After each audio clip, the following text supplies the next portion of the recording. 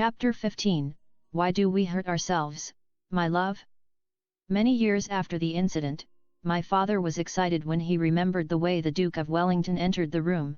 My father remembered the electrifying atmosphere that took over space where the tense events took place.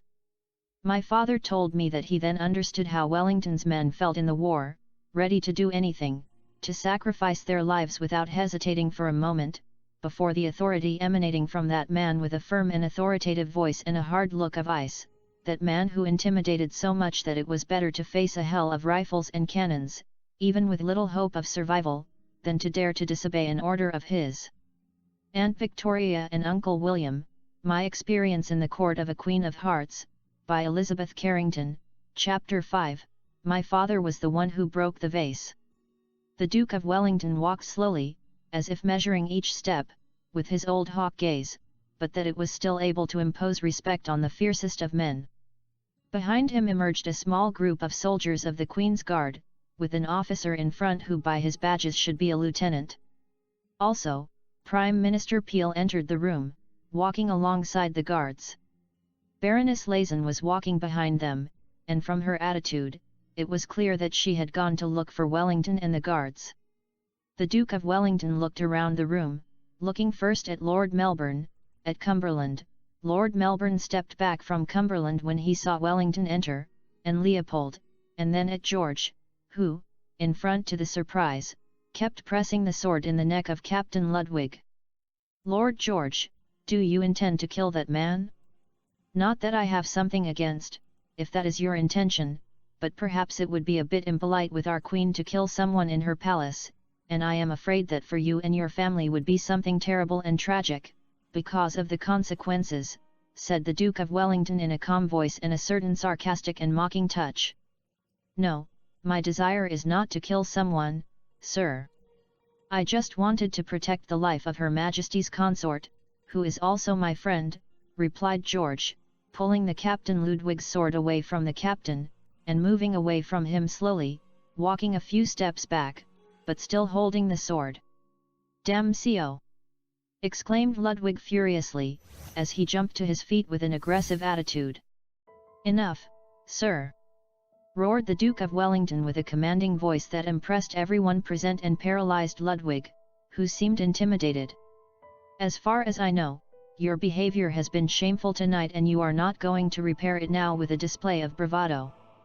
If you were one of my officers, rest assured that you would have preferred to die rather than let yourself be humiliated in such a pathetic way, that you would have fought instead of surrendering on the floor like a damn carpet, but of course, my officers were men of truth and not cowards and knew that it was preferable to face God than my anger. It's a shame because in the wars against Napoleon the men of Hanover in the King's German Legion were among the bravest. You, sir, would embarrass them, Wellington added with anger and deep contempt. Ludwig went livid, trembling with rage, his eyes wet with tears of shame and humiliation. The young soldiers of the Queen's Guard, who had grown up admiring the heroic figure of Wellington as if he were a demigod, saw him with eyes full of emotion and gestures on their faces as if they had been children again, admired before the idol of his childhood. Take the German sausage from here, Wellington ordered, addressing the guards. The lieutenant called by their names two soldiers who rushed to carry out Wellington's order, and they approached Ludwig and holding him by the arms they forced him to walk towards the exit. You are a coward, sir. I demand a repair. Ludwig yelled at George as he passed by. I'll be happy to. George began to reply. I demand that that man is expelled from the country immediately. He tried to attack me and George defended me. If he is not expelled immediately I will present a criminal accusation against him and the scandal will be public, said Lord Melbourne in an angry tone, demanding that Ludwig be expelled from England in order to avoid a duel between the Hanoverian officer and his friend, that would put George's life in danger. Robert? Wellington asked, looking at Peel, urging him to respond to Lord Melbourne's demand. Of course, it is the minimum that can demand the consort of the Queen before an attack on his person. The man will be placed in the first ship that sails to a German port and meanwhile will remain under military or police custody, Peel replied. This is an outrage. He is an officer of my army and my Cumberland protested angrily. "Sir, I think we have more important things to discuss than the fate of a man who has served you so badly tonight," the Duke of Wellington replied sternly. Cumberland saw Ludwig with a look that made the German officer shiver, realizing that his master agreed with Wellington's opinions and that did not bode well for him, on his return to Hanover. The soldiers of the guard forced him to leave the room, and when he was outside he turned around angry. "English cowards!" exclaimed Ludwig indignantly and humiliated. A guard hit him in the belly with the butt of his rifle, which made him lean in pain and out of breath. "Soldier Hogan!" exclaimed the lieutenant when he saw the action. "I'm sorry, sir, but I felt offended," the soldier replied. "All right, but that will cost you a 2-day penalization on your salary, and you thank me for not being arrested," said the lieutenant. "Yes, sir." After the soldiers took Ludwig, Wellington turned to see George. "Lord George, would you be so kind as to leave us alone, for a moment? Do not fear for William's welfare, you are leaving him in good hands," said the Duke of Wellington kindly, with a mocking tone. "Of course, sir," George replied, and handing the sword to the lieutenant, withdrew from the room.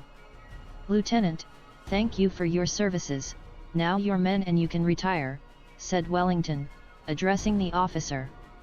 "Of course, your grace," said the lieutenant, and ordered his men to retreat. "Baroness, you have done well. Now I ask you to ensure that we are not interrupted and have privacy in our meeting," said Wellington, addressing Lazen. "Of course, your grace," said Lazen, and with a slight inclination of the head she retired, closing the door when leaving. Lord Melbourne, Leopold, Cumberland, Wellington, and Peel was left alone in the room. "This man has attacked me cowardly, behaving like a ruffian in some London slum. It is an offence that I will not forgive," cried Cumberland, wiping the blood from his nose with a handkerchief. "You called the Queen prostitute, our Queen, who is also my wife. You can commit treason and offend Victoria, but not in my presence," replied Lord Melbourne, trying to look calm, but still shaking with rage and clenched the fists. "In this, I agree with Lord Melbourne. You have addressed my niece, who is also your niece, in offensive and vulgar terms, unworthy of someone who presumes to have royal blood," Leopold exclaimed furiously. "Who are you two to claim me about nothing? A prince of a miserable corner of Germany that have gone up by marriage and by a filthy revolution. And a cuckold viscount and—" Cumberland replied furiously. "Enough, Cumberland!" Wellington shouted angrily. Everyone present saw Wellington, and undoubtedly the most surprised was Cumberland. "Wellington, you!" Cumberland said, bewildered. "I have had to bite my tongue for years, but I cannot do it any more. For years this country has had to endure you, we have had to suffer all those scandals and see how your infamous acts went unpunished. Sir, without a doubt, your father King George did not deserve the misfortune of having a son like you," Wellington replied with deep contempt in his eyes and voice. "Wellington, you forget who you talk to," Cumberland shouted, offended. "I know perfectly who I'm talking to, sir. And that is why I speak this way. When will you realize that this country does not want you? You, sir, is surely the man most hated and despised by Englishmen, from the poorest to the richest. But if you are unable to understand it, I will gladly explain it to you. Nobody in this country, in this huge island of Great Britain, is ready to replace Queen Victoria with you. Before seeing you as king, I prefer to see a lout delinquent, a drunkard of a disgusting pigsty, or the most vulgar whore of the streets of London sitting on the throne, is what I think," exclaimed the Duke of Wellington with a look of fire on Cumberland. Peel watched the scene open-mouthed, impressed by the vehemence of his former boss and predecessor in the leadership of the Tory party. Leopold and Lord Melbourne were also surprised, perhaps Lord Melbourne a little less than Leopold, but soon an ironic smile appeared on Leopold's face. Cumberland was livid with anger, trembling indignantly. "Wellington, your insolence!" Cumberland yelled furiously. "Insolence is yours, sir. Your insolence to call our queen a whore, who is also your queen, as a British citizen, your niece.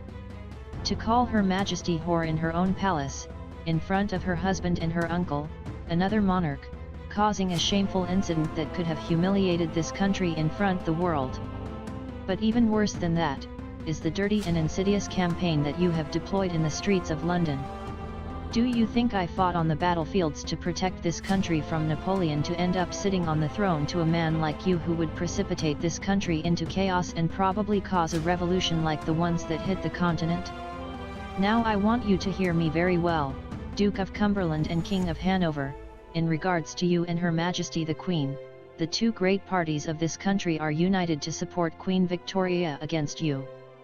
The Whigs and the Tories are united to unconditionally support the Queen in front of your slander and your insults, and you should know, sir, that you have very few supporters in my party and none really important, and those few fools are not willing to sacrifice their political careers for a lost cause like yours. Am I wrong, Robert? Wellington said, and finally turned to see Peel. No, you are not wrong. As Prime Minister and leader of the Conservative Party, I can guarantee that our party is united to support Queen Victoria in the face of any threat to her reign, wherever it comes from and whoever it is, said Peel seriously and solemn, in an unusually firm tone on him. You are some damned bastards. I do not care if you all are united in your perfidy against me. You cannot get rid of me.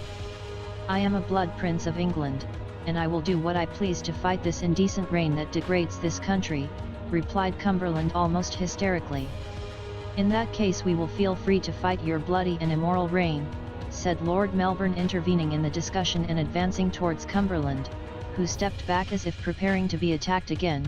I think you have forgotten that your kingdom of Hanover is nothing, it's a span of land in a corner of Germany, an ant next to the British Empire, an insignificant toy kingdom surrounded by powerful greedy neighbours, which has only survived thanks to British commitment.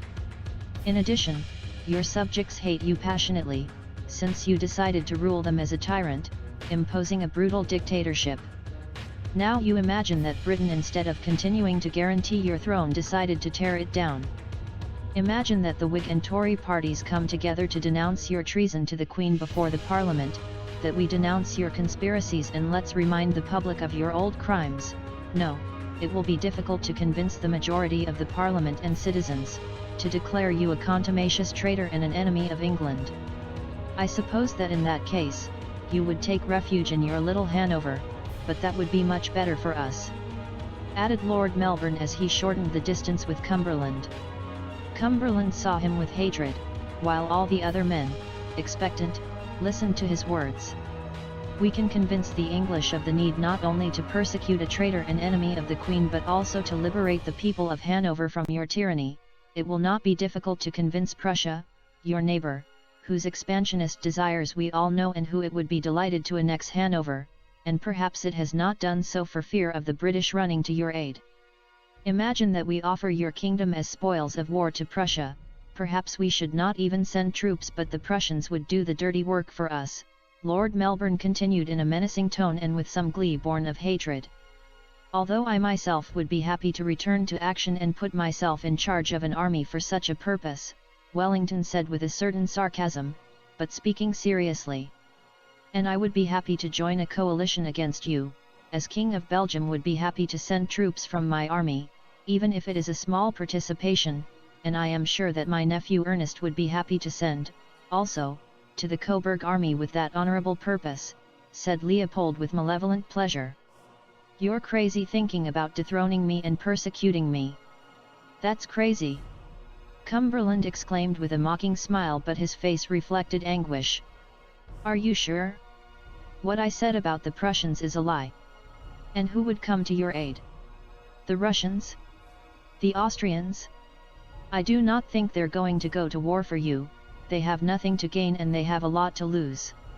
As for the British people, we often forget that we cut off the head of one of our kings long before the French beheaded to Louis XVI. Do you think that people will not celebrate the fall of a prince of the royal house so hated and despised as you? And if you run out of your little Hanover crown and without the British taxpayers' money, even if you escape from being prosecuted for treason and take refuge in some corner of Europe, you will live the life of a pathetic dethroned and exiled king, of an execrated prince by his own family, without a penny, living in poverty, like a beggar, that if a patriot of Hanover does not find you and makes you suffer the same fate suffered by the unfortunate Prince Albert, a fate that would be very fair for a criminal like you, Lord Melbourne replied with hatred. All present reacted surprised to see a Lord Melbourne unknown to them, one that threatened with death and destruction, one very different from the cordial, moderate, and conciliatory man that everyone knew. "Do you threaten me with death?" Cumberland asked, scandalized, but a little afraid. "Not necessarily, but I tell you this. I swear that if you do not leave my wife in peace, if you do not leave to your dirty lair in Hanover and do not step on English soil again for many years, if you do not give up on your campaigns against my wife, this bastard Viscount who speaks to you will devote all his strength, all my ability and all the influence that I have obtained in politics, to destroy you. Day after day, without rest, I will dedicate myself to make reality all that I have said before, and not I am going to rest until to see your kingdom of Hanover devastated, your throne in flames, and see you accused of treason by Parliament, persecuted like a common criminal, ruined and without a penny, dragging your plump and disgusting body all over the continent, living as a damn beggar and fearing to see your persecutors knock on your door to take you to jail or the gallows, or worse, to a revolutionary unloading his pistol in your heart. I will make sure to see your wife and your son begging to survive, and your lineage extinct in the annals of royalty. I will make your destruction the greatest legacy of my life, I swear to you by the woman who gave birth to me, the one you called harlot," answered Lord Melbourne, trembling with emotion and anger, with a look full of hate, with a harder gesture on his face, clenching his fists again. Cumberland went pale as if all the colour had run away from his skin. "Cumberland, I support the decision and the words of Lord Melbourne. You have played and lost, and you went too far. Lord Melbourne speaks on behalf of all of us, and we are England. You must leave the country, and stay away for several years until all this has been forgotten, and of course, you must cease your attacks on the Queen. If you do, you will keep your German throne and your English titles, and British support and money, and your son will have something to inherit, but if you insist on your conduct, you will face the destruction, the life, the reputation, and the crown of our Queen. Victoria will be defended to death for all of us, and we will ruthlessly destroy anyone who threatens her," Wellington said in an almost solemn, very serious tone. "That's true, sir," said Peel. Cumberland felt that he had 20 years more in a minute. He felt humiliated and defeated, and for the first time in his life he felt absolutely irrelevant. "I'll leave England tonight. I've finished with this country of ungrateful and traitors," said Cumberland, making an effort not to cry, and he left the room, and had to lean against a wall because he felt his legs failed, the day who understood that he had wasted his life in useless intrigues and that in fact, his time was over. The rest of the men were silent after his departure, and the Duke of Wellington stared with concern and empathy at Lord Melbourne's face. "William, I understand what you feel, and celebrated the vehemence with which you have defended your wife, as a man of honor. But you must calm down and not lose your mind. Hopefully, we have rid of that bad shadow of Cumberland, but we must be cautious, and we all know why," said Wellington, evidently referring to the situation of the origin of Victoria's pregnancy. "I know, Arthur," answered Lord Melbourne. "Robert, please, I beg you to reinforce the safety of my wife," he added, addressing Peel. "You will not believe that Cumberland?" "Of course, Lord Melbourne, I will reinforce Her Majesty's safety," answered Peel diligently. "Gentlemen, I think I need to drink something to forget this unpleasant incident. Will you accompany me?" asked Leopold, his face contorted with nervous tension. "Of course, Your Majesty," Wellington answered. "I'm sorry, gentlemen, I need to be a few minutes alone," Lord Melbourne said with the gesture of the face reflecting stormy feelings. The Duke of Wellington laid a hand on Lord Melbourne's shoulder and squeezed him affectionately, and then retreated. Peel saw Lord Melbourne and sketched something like an affectionate smile, and left behind Wellington. Leopold saw Lord Melbourne, for the first time, with a look of respect, and bowed his head in a small bow, which Lord Melbourne reciprocated. Then Leopold left. Lord Melbourne sat in an armchair and with one hand covered his face, overwhelmed emotionally. The men had just left through the door when George entered through it. "William, are you okay?" George asked worriedly. "No, I'm not well at all, but I will be, as always.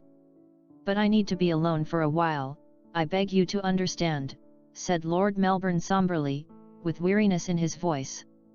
"Of course, William," George answered and went to turn around himself. "George," Lord Melbourne said, turning to see his friend, while he stopped, "thank you very much, you are the best friend I've ever had in my life," he added with a tear escaping from one eye. "You're welcome, you know I love hitting bastards with vases," George replied with a mocking smile, but his voice was broken with emotion. "I've been invited to join the gentlemen to drink, I think I'll accept the invitation." Some time later Victoria was with her mother in a small room to which she had retired because her feet were sore and swollen. Victoria was nervous and angry because she had not seen Lord Melbourne for a long time, and she did not understand why her mother did not leave her, and besides, the Duchess seemed restless. Then the door opened and Laizen entered, and Victoria noticed the intense look that both women exchanged. "What the hell is going on here? Do not tell me it's anything because I'm not stupid. Why have not I seen Lord M for a long time?" Victoria asked angrily. "Tell her, she will find out anyway," the Duchess said with a sigh, addressing Baroness Laizen. "Your Majesty, there was an incident," Laizen answered in a voice broken by nerves. A few minutes later Victoria walked quickly, everything that allowed her pregnancy, and distressed in search of Lord Melbourne and Leopold, her followed by Laizen and the Duchess. Arriving at the room that Laizen pointed out to her, she opened the door abruptly and found Leopold, the Duke of Wellington, Peel and George sitting drinking and chatting. They all stood up when they saw her enter, and Peel, Wellington, and George made a small bow. "William. Lord M, where is he?" Victoria asked, trying to calm her anguish. "He has not met us, Dina. I think he's still upset by what happened," said Leopold. "Majesty, if you allow me. William is my best friend and I know him very well, that's why I understand that he is upset, because never in his life had he lost control as he lost it tonight. And also as his friend, and as a loyal subject of yours, I think it would be best for you to know what happened before you saw him. My advice, if you allow me, ma'am, is that I briefly you explain what happened at this moment," said George, with great respect and kindness going to Victoria. "It's okay, Lord George," said Victoria, seeing the empathy and concern in George's eyes. George told briefly but with details what happened, being honest but trying not to mention the grossest expressions of Cumberland. The faces of the Duchess of Kent, Baroness Laizen, and especially of Victoria were covered with horror, anguish and indignation. "Scoundrel! He's always been a scoundrel!" exclaimed the furious Duchess of Kent, referring to Cumberland, when George finished speaking. "I agree with that, sister," said Leopold contemptuously. "Good God! William!" exclaimed Victoria in a voice broken by emotion. "Your Majesty! William had not hit anyone since we became adult men, since we stopped being teenagers, and he had never challenged anyone to duel, even in the difficult and humiliating times of the past, he managed to maintain control about your emotions. But hearing like that, hearing someone insult you like that, he could not control his anger, and if you do allow me to talk like William's friend and not like a courtier, he lost his head, not just because you are the Queen and his wife, but fundamentally because you are the person he has loved the most in his life," said George, sincere and a little excited. Victoria could not avoid a small pout and some tears rolled down her cheeks, while the eyes of the Duchess and Baroness Laizen also became wet. Peel felt uncomfortable as always when faced with an emotional expression, Wellington smiled with empathy and a little amused, and Leopold bowed his head, because to his annoyance he had to reluctantly accept that Lord Melbourne was somehow the hero of the day. "For my part, I apologize to your majesty for using violence inside your house, George added, a little embarrassed. Nonsense, Lord George. I am grateful to you for acting bravely to defend my husband. I wish to invite you to stay at the palace tonight, in fact extending the invitation to Sir Robert and the Duke. I would be very pleased if you all stayed here instead of returning late at night to your houses, Victoria said excitedly. Of course, I'm honored by your invitation, Majesty, said George. Well, at my age I do not know when I can accept such an invitation again. Thank you, ma'am, said Wellington. I think that will allow us to prolong our pleasant talk and perhaps play a game of cards, said Leopold. After leaving the men talking, Victoria went to find Lord Melbourne, and Miss Scarrett informed her that the servants had told her that he had retired to his apartment, attached to the Queen's apartment, and that he had requested a whiskey bottle. Victoria was anxious to meet him. When Victoria entered a room in Lord Melbourne's apartments that had been converted into his personal small office, she found him sitting in an armchair sipping a shot of whiskey. He stood up almost in a reflex, as in a residual habit of his previous times when he was not her husband and should remain to stand if she was. He saw her with a serious face that reflected mixed feelings, and then, he looked away and took a few steps away from Victoria, to place the glass in his hand on a small table. Victoria approached him, her heart racing, and she extended her arm upward and placed her small hand on Lord Melbourne's shoulder. "William, are you okay? Please, tell me how you feel." "I am very distressed, I know what happened, my love," Victoria said, nervous and worried for him, but at the same time eager to show her love and gratitude. "I'm sick of your damn family!" exclaimed Lord Melbourne with anger in the voice. Victoria backed away a few steps, startled and confused because Lord Melbourne had never spoken that way before her. "I'm sick of the damn House of Hanover, with all those bastards and petty-minded princes, who have nothing of princes, but of leeches and scoundrels have it everything." Lord Melbourne continued, turning around and seeing Victoria with a hard look that she startled. "A gang of ruffians who have shamed this country while they sucking thousands of pounds from our pockets. Cumberland is the worst of all because he is even a murderer capable of prostituting his mother for power and money, but your uncles George and William, they were not much better, they were scoundrels, bastards, and your father was not exactly a saint," Lord Melbourne added in a hard and derisive tone. "Lord Melbourne! You are talking about my father, how dare you!" exclaimed Victoria, forgetting for a moment her sweet concern for him and becoming angry at the offence to her late father. "How dare they be so ungrateful to this country!" exclaimed Lord Melbourne, raising his voice and approaching Victoria enough so she could smell the alcoholic breath that emanated from him, and seeing up close the rage on his face, she stepped back a little more. "They are the most repulsive and indecent beings that I've known in my life, and that I've known many, because in any aristocratic room you can find many specimens of his ilk. Yes, I'm sick of the damn House of Hanover, but much more, fed up of the damn House of Saxe-Coburg and Gotha," he added with contempt and almost disgust. Lord Melbourne moved a little away from her and went to get the bottle and glass for another drink, and drank it almost without breathing. Then he turned to see Victoria and his eyes almost burned. A name too long and pompous for a family of fortune hunter, the reigning family, of what? Of a small, poor, and insignificant principality, the most disgusting corner of Germany, a piece of cow dung in the middle of the map of Europe. Lord Melbourne said with deep contempt and sarcastic mockery, while Victoria listened to him with her eyes open, an expression of amazement and pain in her face, because no one had ever talked about her family like that, and she never thought that it would be he who would do it, a family of upstarts, fortune hunters, of schemers and scoundrels, who have risen socially just because the females they are reputed to be the breeding mares of Europe, and the males what? The fame of being useless lazies maintained by their wealthy wives," he added with a cynical smile. Victoria cried while listening and put a hand to her mouth, while she did not believe what she was listening to. "Do you know all that I had to endure from that uncle of yours, from the damned Leopold? I have had to endure his insolence, his disparaging and humiliating treatment towards me that I was the Prime Minister of British government at the will of the Parliament that represents the British people.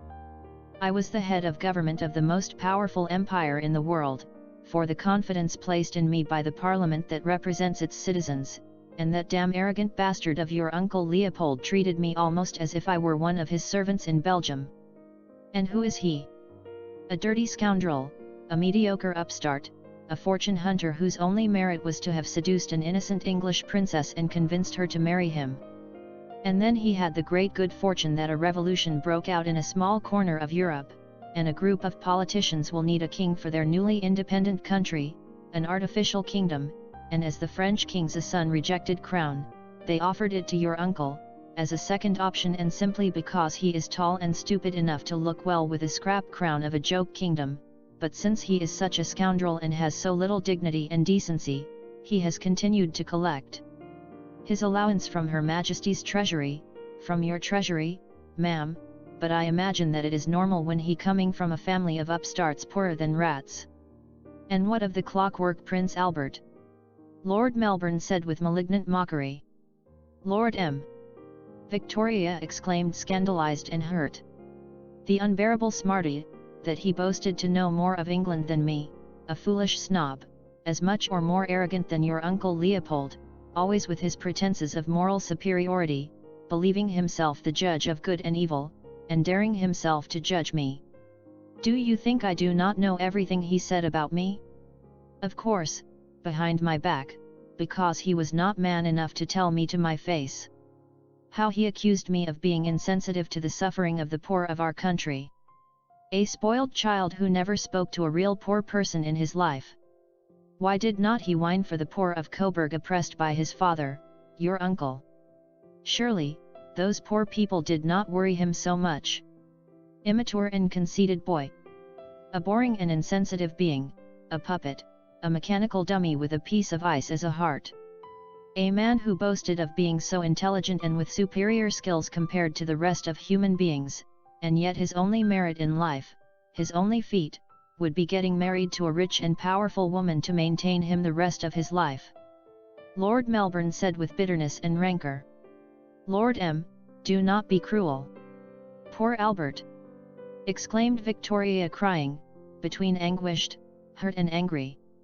Poor Albert, who slept with you. He slept with my wife before me and left her with child. Lord Melbourne shouted cholerically and threw the glass on the table. Victoria gasped, speechless with shock, as she trembled and then cried. Lord Melbourne ran a hand over his face, rubbing it hard. Then he saw Victoria with the pain, the weariness, and the anger reflected in the gesture of his face and in his eyes. All my life, Lord Melbourne said, and paused when his voice broke and he felt that he was short of breath. Then he recovered his strength. All my life, I have been humiliated by the women I have loved. From my mother, the first woman I loved and surely the one who loved me the most, but in spite of her love for me, she was the first one that embarrassed me. Thanks to her as a child I knew what it was to be humiliated, insulted, and despised for the cause of a woman I loved.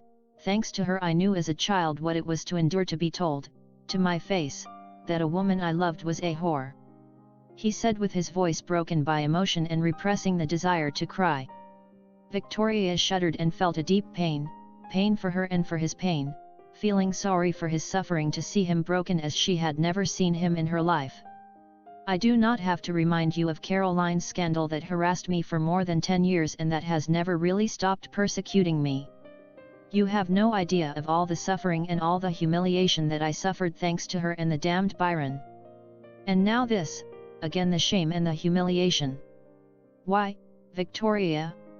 Why all my life I have had to defend the women of my life in front of shameful accusations? Why always the women that I have loved have they exposed me to public derision and humiliated me? Why do I have to defend them against scoundrels like Cumberland who insult them and use them to hurt me and belittle my manhood? Why do I have to defend your honor, Victoria? And especially, when you really hurt me with your behavior. Lord Melbourne said with a gesture of anger on his face but with the eyes full of tears that he fought to retain. Victoria was deeply moved to see his heart-breaking suffering and took a few steps towards him. "Forgive me, Lord M!" exclaimed Victoria, extending an arm to try to touch his face with her hand. "No, Victoria!" Lord Melbourne exclaimed, backing a couple of steps to get away from her and dodge her hand, causing her to stop. "It is not so easy. All my life I have struggled to keep control of my emotions. All my life I buried my pain and my shame under a mask of apparent tranquility, of serene dignity. I have been silent, I have swallowed the tears, I have silenced the screams and the curses, I have clenched my fists to contain my anger and not lose my head. I have endured the looks of mockery and contempt, the comments and murmurs behind me, even insults. I used black humor and sarcasm as weapons to face contempt and hostility. I smiled when what I wanted was to hit or scream. I used the ingenuity to hurt my enemies, to make fun of them and humiliate them in their own game, repeating again and again that it was what I had to do, that it would make me superior to my stalkers, and I would triumph and rise above them, as my mother wished. But it has been hard. You have no idea how hard it has been. You do not know how many times I wanted to kill Byron in the worst moment of scandal, challenge him to a duel and kill him, or that he killed me. Not so much for Caroline, that about her I stopped caring sooner than I expected, but for the humiliation that I had to endure and to see my poor son abandoned by his mother. But I did not. I moved away from the temptation of easy anger and violence, until today, that finally explode, and I had sent to hell a lifetime of control over my emotions, and it was for you." Lord Melbourne was silent for a moment, with his breathing agitated, while Victoria continued to cry and saw the torment in his beautiful green eyes. "You do not know how hard it has been for me, to see you in Albert's arms while your uncle Leopold and the damn Albert himself was throwing salt at my wound and humiliated me, as if it was not enough humiliation and pain to see you happy and in love with him, and then everything that has happened after his death, and find out that you, my sweet girl, whom I had idealized, the one I thought would never make me suffer anything like what I suffered from my mother and Caro, that you had given him your virginity, and once again I had to fight to rationalize and control my emotions, to forgive the mistakes of someone I love, although it has been terribly hard, and today, that bastard has thrown me in my face what you did, has offended you and has offended me too, has humiliated me again, but it has hurt 1,000 times more because it is you, and you are everything. Damn! Why? Look what you have done to me! You do not see that I am no longer myself!" exclaimed Lord Melbourne, furious but also desperate. "I never wanted to hurt you. I've asked you for forgiveness. If I could go back in time," Victoria exclaimed, moving towards him. "But you cannot. You should have thought it before going to bed with that," replied Lord Melbourne, more furious, approaching her. Victoria's slap stopped him. Her small hand had unleashed her anger and pain on her husband's face. Lord Melbourne fell silent and saw her with an intense look that reflected his inner storm, his mixed feelings. Victoria's eyes were filled with tears, and her face reflected her own pain. She could not take it anymore, and be giving her back she ran out. Lord Melbourne saw her leave while tears ran down his cheeks. A while later Victoria was lying on her bed, dressed only in her nightgown, crying inconsolably and pouting like a child. Baroness Lazen and Miss Scarrett were standing beside her bed, dressed in their own sleeping clothes. Both women had helped Victoria undress and get into bed, and now they looked at her worriedly, especially Lazen, who had the expression of a mother worried about her daughter. Lazen asked Victoria if she wanted them to send for the Queen's doctor to prescribe something for her nerves, but Victoria refused. Dash was up on the bed and seemed also worried about its mistress, and it approached Victoria to sniff and lick her. Suddenly the bedroom door opened and Lord Melbourne came into, to the surprise of the three women who turned to see him. He walked a few steps towards the bed, staring intently into Victoria's eyes, an anxious and timid expression on his face. I came to share the bed with my wife. If my wife does not mind sharing the bed with the stupidest husband in the world tonight, but also the most in love and coincidentally of my own wife, and also surely the most corny and pathetic at the time of saying, 'Forgive me and I love you,' said Lord Melbourne with an excited voice and a funny gesture on the face, between timid, sad and anxious, in a touching way that moved Victoria.